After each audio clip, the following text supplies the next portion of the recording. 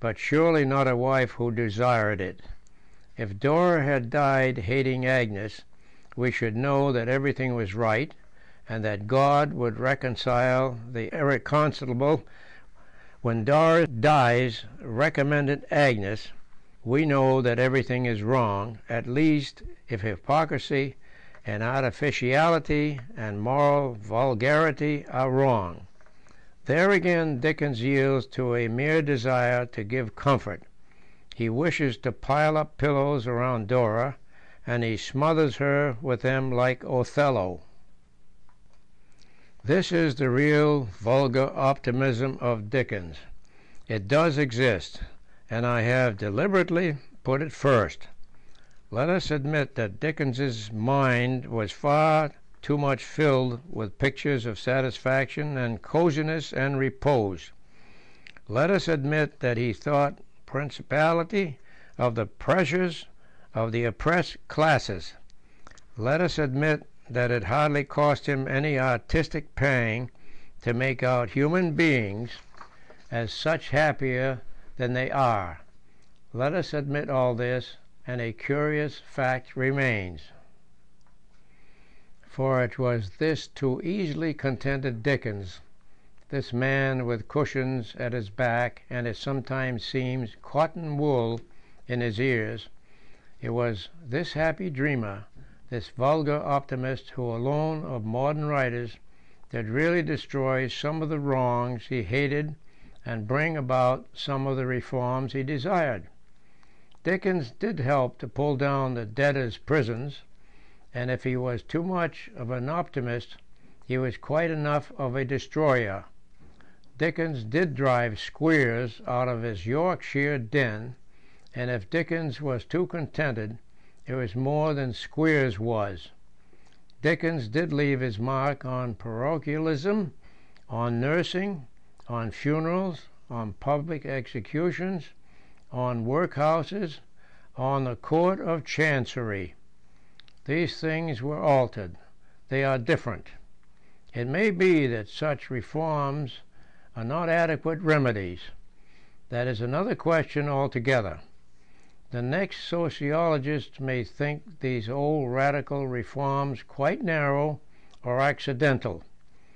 But such as they were, the old radicals got them done, and the new sociologists cannot get anything done at all.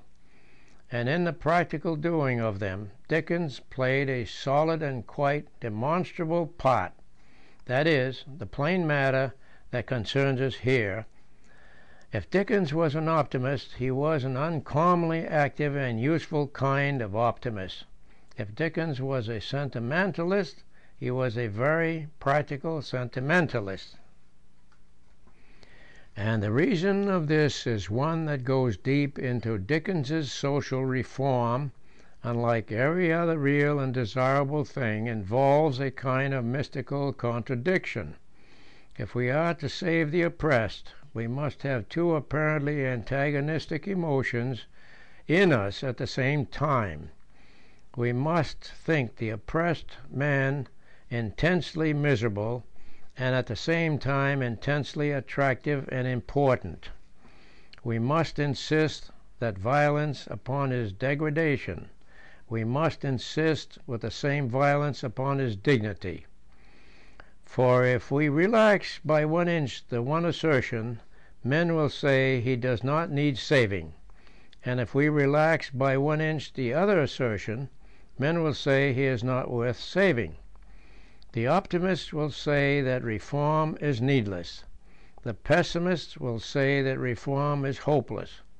We must apply both simultaneously to the same oppressed man.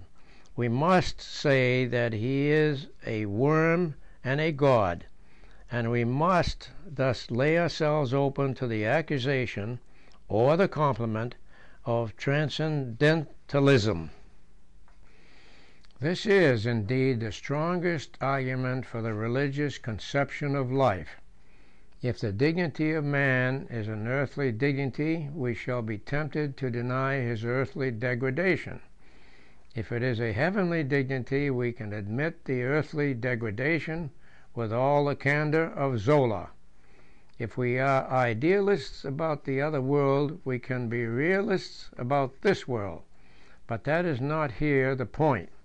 What is quite evident is that if a logical praise of the poor man is pushed too far, and if a logical distress about him is pushed too far, either will improve wreckage to the central paradox of reform. If a poor man is made too admirable, he ceases to be pitiable. If the poor man is made too pitiable, he becomes merely contemptible.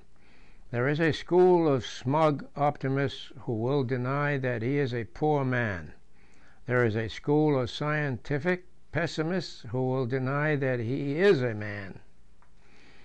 Out of this perennial contradiction arises the fact that there are always two types of the reformer.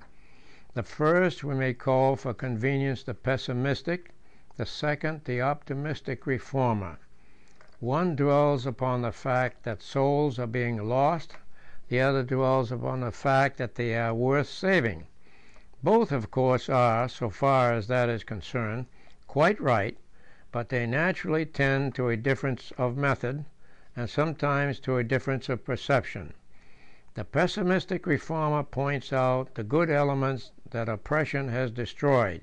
The optimist reformer, with an even fiercer joy, points out the good elements that it has not destroyed.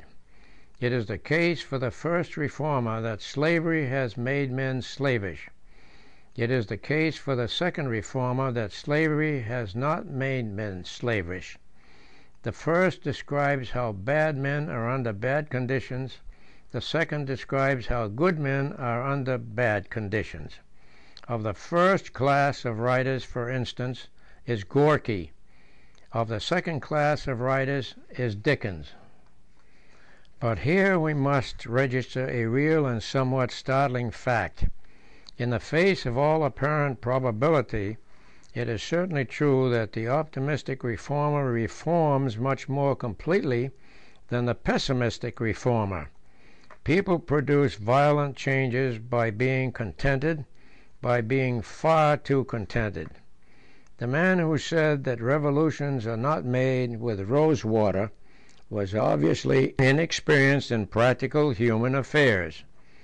Men like Rousseau and Shelley do make revolutions, and do make them with rose water, that is, with a too rosy and sentimental view of human goodness. Figures that come before and create convulsions and change, for instance, the central figure of the New Testament, always have the air of walking in an unnatural sweetness and calm. They give us their peace ultimately in blood and battle and division. Not as the world giveth, give they unto us. Nor is the real reason of the triumph of the too contented reformer particularly difficult to define. He triumphs because he keeps alive in the human soul an invincible sense of the thing being worth doing, of the war being worth winning, of the people being worth their deliverance. I remember that Mr. William Archer, some time ago, published in one of his interesting series of interviews an interview with Mr. Thomas Hardy. That powerful writer was represented as saying, in the course of the conversation, that he did not wish at the particular moment to define his opinion with regard to the ultimate problem of whether life itself was worth living. There are, he said, hundreds of remediable evils in this world. When we have remedied all these, such was his argument, it will be time enough to ask whether existence itself, under its best possible conditions, is valuable or desirable. Here we have presented, with a considerable element of what can only be called unconscious humor, the plain reason of the failure of the pessimist as a reformer.